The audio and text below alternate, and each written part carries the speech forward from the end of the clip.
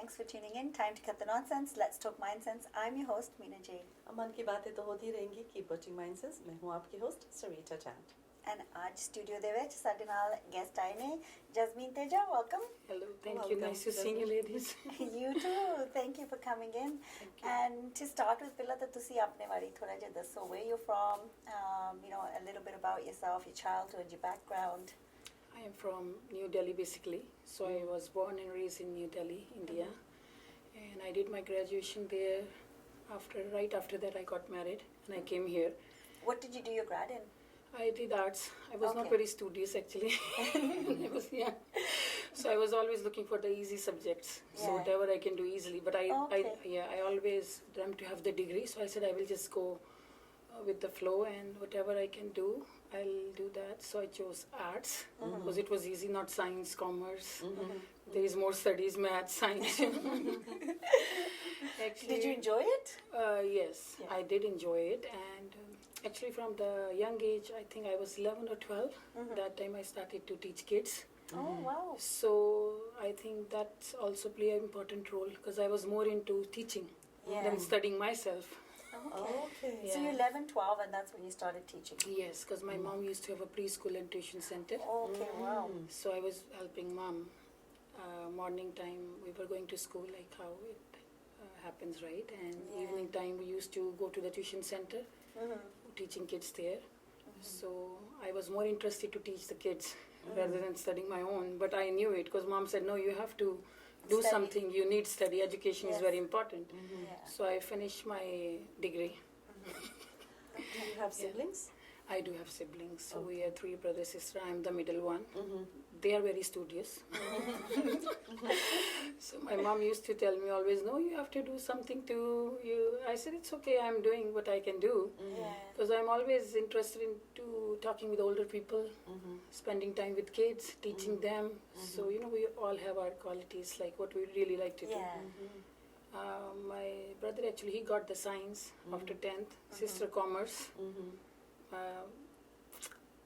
So I was I was just having the But arts. still, I guess your parents, your mom encouraged whatever you're good at. So They all put the that thing in. secretly. Yes, they And- put that thing in us that you have to study. Study is very important, and they always push us like, no, you have to. Whatever you like, just do it. Just don't give it. Yeah, that's good to hear because a lot of times you hear that the parents, kind of direct the children, no, you need to go on this path. Yeah. But if you can choose a path that you enjoy, then it feels like it's your choice, not Yes. somebody that's imposed on you. That's it. Exactly. I like parents like that, So study is important, Yeah. but Especially you back can in choose. that day, Yeah, right? yeah, exactly. And before we go into your Canada life, so tell us a little bit about Delhi, like how it was, because we always see that Delhi is such a busy city. Yes. And so as a child growing up in Delhi, how was that? Yeah, actually, I feel I'm blessed to be born there. It was Yeah. multicultural. When I came here, it was very easy to fit in. I can speak Hindi, Urdu, Wow. English. So, I mean, you can make connections. You don't feel you're left alone. Anywhere you go, you can talk to people easily. So, that's, it played important role. Yeah. From where you're coming, it really depends. You're already aware of your surroundings, Yeah. and you easily fit in wherever you go. So Delhi was like, it's a pretty fun life, and we were in the South Delhi, so it's a main part of the Delhi. Okay. So while growing up, we did everything like clubbing, dancing, going night outs with friends and brother and sister, of course. Yeah. So yeah, we had a lot of fun. Education, of course, it depends how much you want to study again. And Yeah. then, so after, you said you graduated, then you got married right away. Yes. And how did that happen? It was an arranged marriage. Oh, okay. Yeah, actually, I wanted to do modeling, but my parents never supported that part. Okay. Okay. They were good, they were easy. They said, no, this is not our field, it doesn't look good, go do something else. Anything you can be, but just don't go in the acting field or modeling. I did some of the ramp shows, but they didn't like it. So I stopped because I am a very emotional person too. And I see when everybody is happy, I stay happy. So in that part I compromised. I said that's okay. While I finished my degree that time, the last year, I also pursued aviation and hospitality management. Okay. So that was little bit, the field of glamour. If I said maybe I'll try to go for air hostess field or Okay. something else, I'll do it. So, but here my uncle talked to my mom that we have one guy, and then he's very nice. He was young too. He was 19. And how old were you? I was same. So that is young. Yeah, finishing. Yes, it's very young. We got married. So they said you can see the picture and stuff and talk if Jasmine likes it, and we can go. We can continue. We can go further, and we can, say our girl is interested. So Jasmine, growing up, did you think that you were gonna have an arranged marriage? No. No. My sister did love marriage. Mhm. My brother did love marriage. I was not sure actually. My mom used to ask me, you like anybody or something? I said, no, whatever you will say. If I will find somebody, definitely I'll let you know. But I was so busy actually. Our life was very busy. Delhi life is busy. When I came to Canada too, I didn't find much difference. But I found the life is more slower here. Oh, then Delhi. That's the opposite of our usual kids, right? Because people are going in their pajamas in the grocery Yes. stores, and back home, I mean, we were always very decked out, heels, and So you we were would just never keeping go to up the grocery store in your pajamas? No, in the Delhi? beginning, no. Now I do. Yeah, Now but I not do. in Delhi. No. Over there is kind of competition, Oh, okay. You Lot of always go pressure. dress up. Yeah. And you want to go out very, like, everybody respect you and they think you're educated. Even your dressing sense, right? Okay, It yes. really matters how you are. And Punjabi, speaking Punjabi was another thing. Yeah. Because we always spoke Hindi back home. Yeah. But luckily, because our parent taught us how to read and write Punjabi. So it was Okay. easy for me to, again, caught up with the Adjust things here. But sometimes I used to laugh with my husband and say, my गला मेरा थक गया बहुत ज़्यादा हिंदी बोल सकते हैं Means I'm very tired. English Punjabi, Oh, English English Punjabi, Punjabi, little yeah. bit Hindi. And he used to watch Hindi movies a lot. Yeah. So he I think we all did. understood me. It's, Yeah. you know what, and that's the thing, like you understand so much, then you're able to speak. Like I can understand Punjabi quite a bit, Yes. but I can't speak it. I I know know. the few Yeah, things I know how yeah, to speak, yeah. and then I try not to, because Meena usually makes fun of me that you say, oh, Satrikal Paje, and then they start Yes. speaking to me in Punjabi, and all of a sudden it's like I don't have a word to say back. Then I go into Yes. my Hindi mode. Yeah, it's little bit hard, difficult. Still, till now, some proper Punjabi, I think some people say it's not proper Punjabi, it's little bit mixed with Hindi words. Okay. But I try my best. I mean, everybody understand me, and it's not that bad, I know. Yeah. But it's hard with your accent too, how you are growing up and what you are talking that time, it's really impact everything. So, yeah, I mean, we always learn. I always tell everybody, we are learning, we are understanding each other, that's all matter, end of the day. Because we can't go very hard on ourselves. When I came here, then they were saying, oh, you never spoke Punjabi back home. You are from which place? So when you say Delhi, then topic stopped there. Because if you say mom, dad, they're from this village or something, then topic They're like, continues. how can you not Then know I- Punjabi? Delhi, it's okay then. And I used to get stuck sometime because you don't know the much background, for your parents. You know basic from where they belong, but they were born and brought up in Delhi too. So when you have to go more further, then again it's challenge. I know the Yeah. pind and stuff where the grandparents lived and their pins, but you can't talk about more than that, So talk a little bit about that. When you come from India, Delhi, and you move to Vancouver, here, Canada, how was that initially? You Especially came. in an arranged marriage, and then the And reason I- for migration, Yeah, and I guess your family, your parents, and I guess your siblings were back in Yeah, India. they You were were the in only one here. How was that transition to a different country? Transition was good actually because my grandparents and uncles they all are here. My dad's Oh, brother, okay. sister, they are 8 brother sister. So everybody was here. They moved back in 1979. So they were here, and my husband's family, they are very supportive. Yeah. Because when I came here too, the main challenge was everybody was saying you have to upgrade yourself to have the good job. And my thing was I was telling him, because I always worked in the good environment. Good means clean. Yeah. Because I can't, if you tell me do something labor work or something, my body is not going to work. My body will ache all. You're not used to that. yeah. Paperwork, something easy. So your body gets used to it like that, So I said, here only I can do office work. If you send me somewhere else, like in the store even, I don't think so I can work to pick up like boxes or any loading, unloading. I knew it. I was not made for that. And I, inside too, you know what you want to do.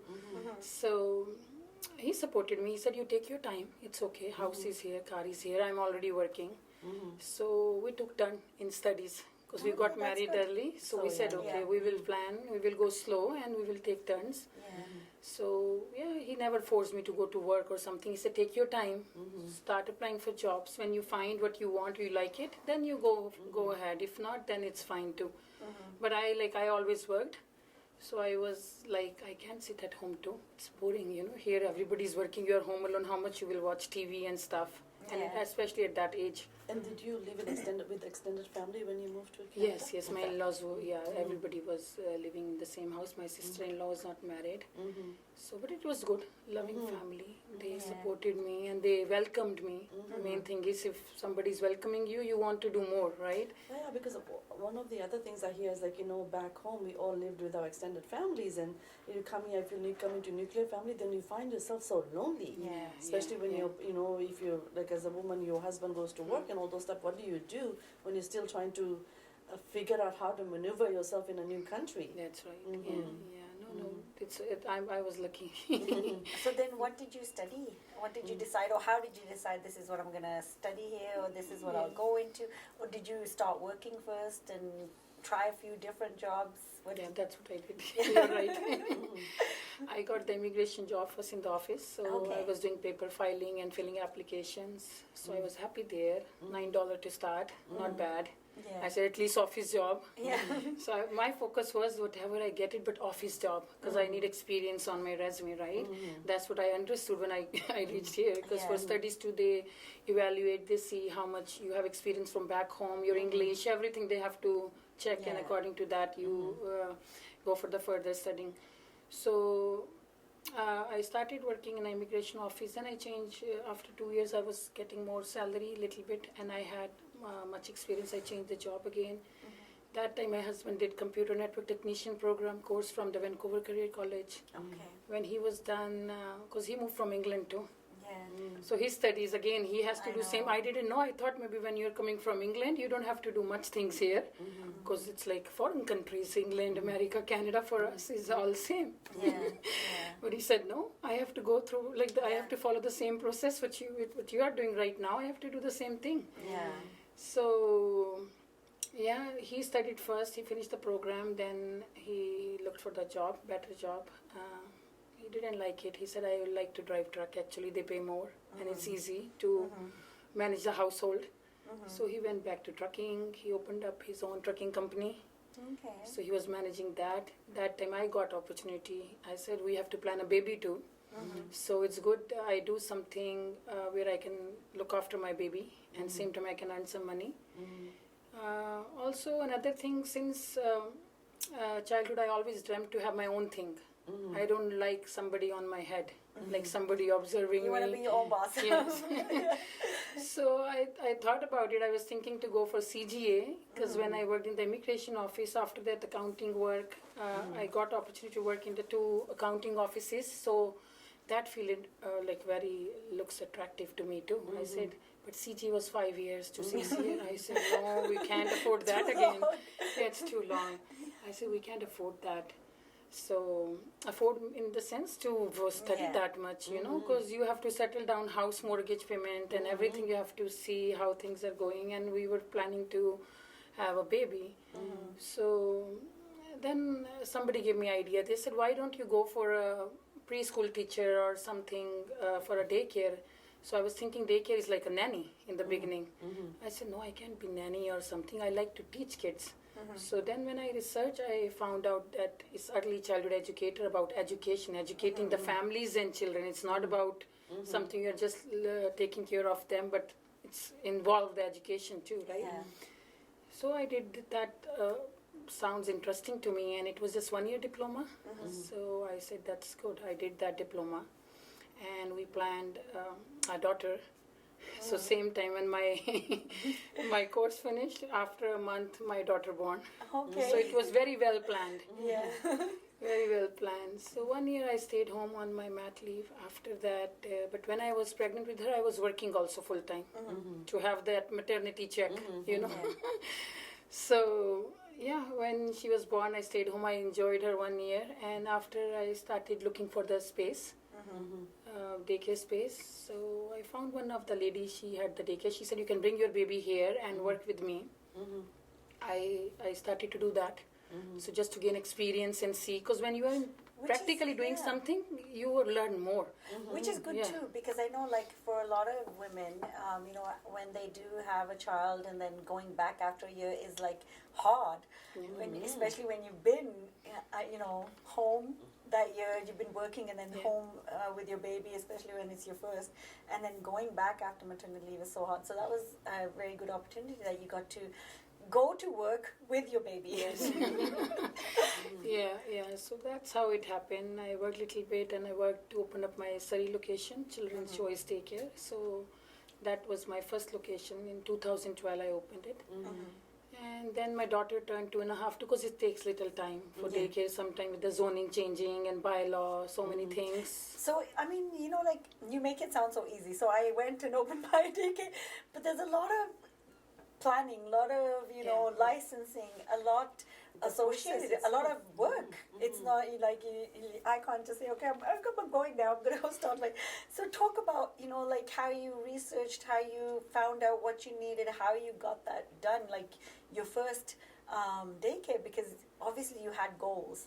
You know, even when you're planning a child, you had a goal. So this is what I'm going to do, and this is how I'm going to do it. So how did you, you've got those goals, what steps did you take to achieve them? Actually, finding a space is hard part.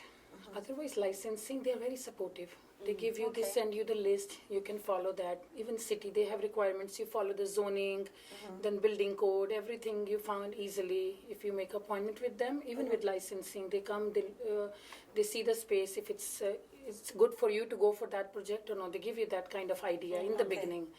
So you have lots of support here. But the problem is only the finding the space with the playground. So when you're looking anything like today, if I look for a third location, I have to keep looking the outer area. That's the mini. I get the zoning. Zoning is easy. Building coding, I check everything. But if there is no play area, you can't have the daycare, right? But some of the city, they have different requirements. And the play area too, now they accept. It depends totally on your licensing and city. So they take lesser area. But here in Surrey Delta, most of the time, there is a lot. With the outer area, they need the proper space for kids to roam around and run around. So that time too, that's why I'm saying it took 2 years, first location. Now if I have to open, I am very ready. I can do it maybe within a year if City and Fraser Health, everybody work on time. But that location took more than 2 years because I was not aware of the coding and stuff much. They told me the zoning, but there is then again underlying, you know, some things. So once you do the application, then you found out, okay, they are saying next unit is like that, or you have to do tenant occupancy change, something permit you have to take. So there was different kind of terms that time. I was very confused with that. I said, I found the zoning and what happened now? But now we know that we can contact them more. It's not just one time take the list and that's it. It's good to contact them a couple of times, do meetings. I know they are busy. Fraser Health, they help you a lot. They give you good ideas. So yeah, with first one, always you learn, you know, with your first experience. So how was that? So you opened your first daycare. Did you have kids signed up already? Or you opened and you were planning to get kids? What was your planning around that? No, actually we planned that with the lady where I was working with. I talked to her, I said, I'm opening a location. If you want to come with me as a partner, come. Because I have to plan very smart, you know. Also for me, for both of us, not just for me. So I talked to her, I said, you will have bigger location. It's my investment. You just come and join us, and we can later on we will see how things goes. So we started with her daycare actually.